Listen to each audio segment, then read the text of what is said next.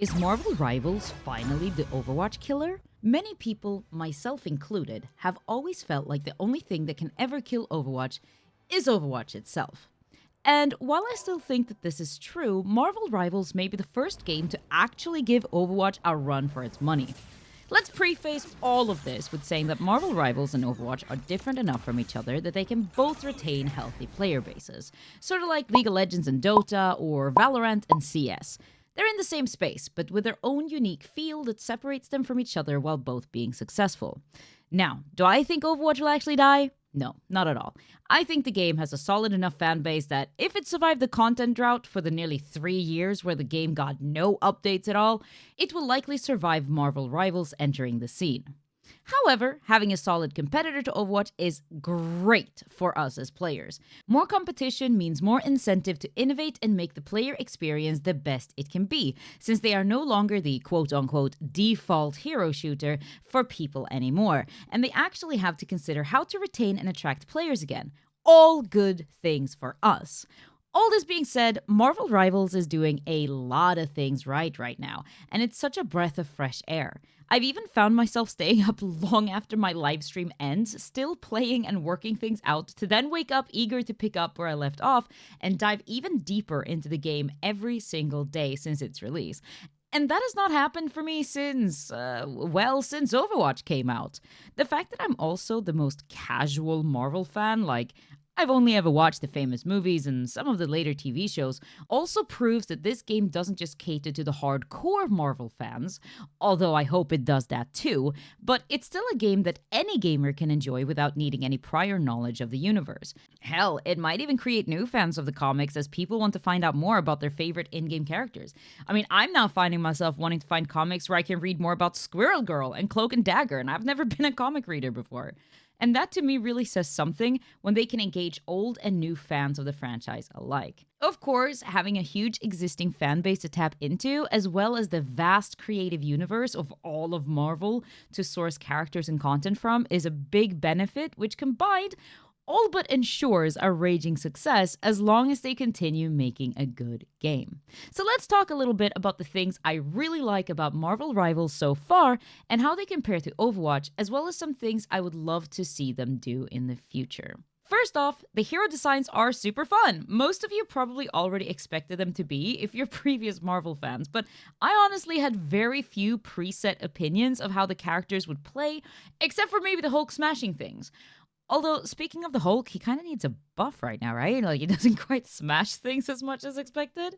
But also speaking about heroes in general, the game desperately needs more tanks and supports. Right now, it's falling into the same pit that Overwatch is still trying to claw its way out from after 8 years. And that's having far too many cool DPS characters in comparison to the other two roles. Because that means that people are way more likely to always pick a DPS character since they have the most variety and cool, fun designs. And in a game where there is no role enforcement of any kind, you really need to ensure that each role has enough exciting characters that people will naturally want to branch out from DPS. I'm also enjoying the no-limit style gameplay in Quick Match, but worry a little about ranked in the long run. Now let me be very clear. I do not want a roll-lock system like they have in Overwatch, because that has its whole own set of issues. However, it would be really neat if there was some sort of role preference queue, like an indicator showing what roles you'd prefer to play, which would help everyone in the team build a composition according to everyone's best strengths.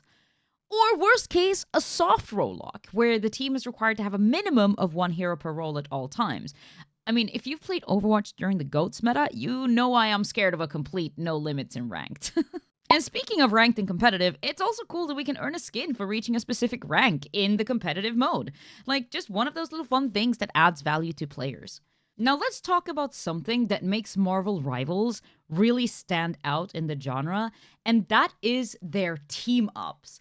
What a cool concept. Like, Hulk can just yeet Wolverine? Like, that's so fun. Hela, when combined with Loki or Thor, can respawn them when she gets kills.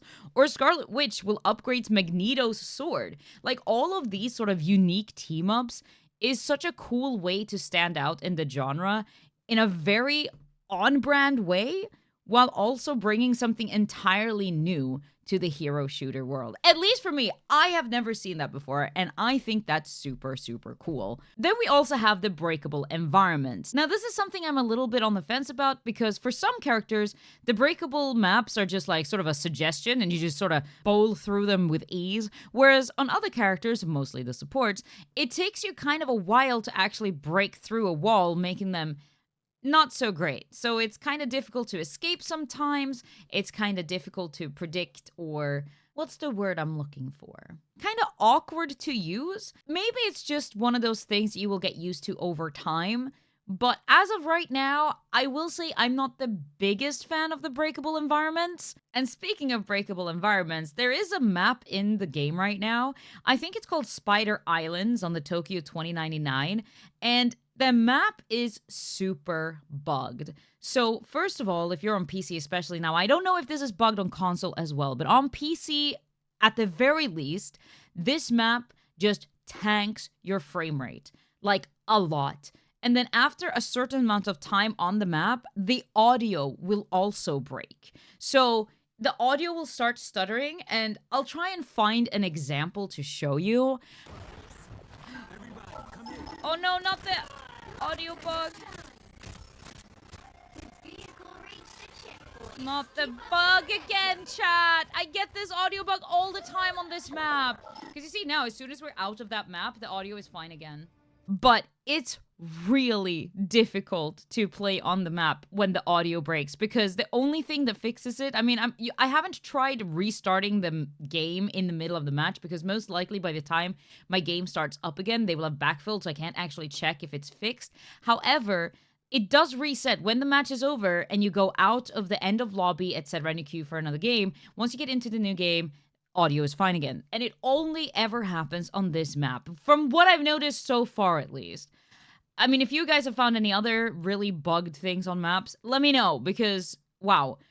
All in all, please, Marvel Rivals, remove the Spider Islands map from the pool until you fix these bugs, because they are game-breaking for a lot of people. Well, at least they're game-breaking for me. So I'm sure I can't be the only one that can basically not really play on this specific map, because again, it tanks my FPS, and then it makes the audio unhearable, so you can't even react to audio cues or anything like this either.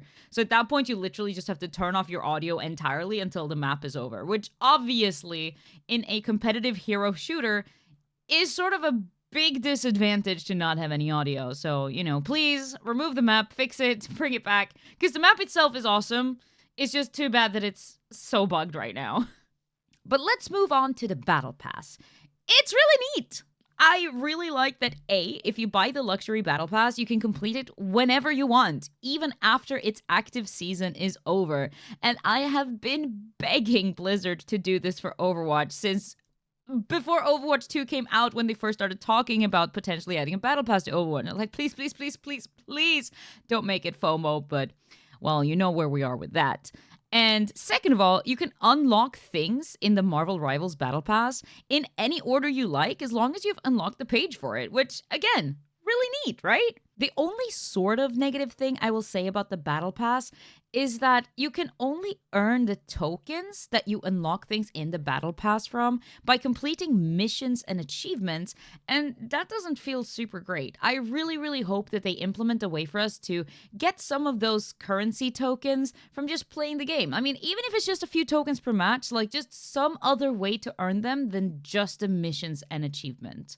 Oh, and one last thing that I want to touch on before this video becomes like way, way too long is that they really need to look at the PC performance. Like it needs a desperate improvement. I hear that the game runs great on consoles, which is awesome. I'm so happy for all of you console players, but all of us on PC are having a pretty rough time dealing with pretty awful frame rates and occasional crashes. So if they could figure out the performance issues, Marvel Rivals might actually dethrone Overwatch for me as my favorite hero shooter after reigning uncontested for over 8 years. And that would be pretty awesome. Anyways, thanks for listening to me yap. I'll see you in game.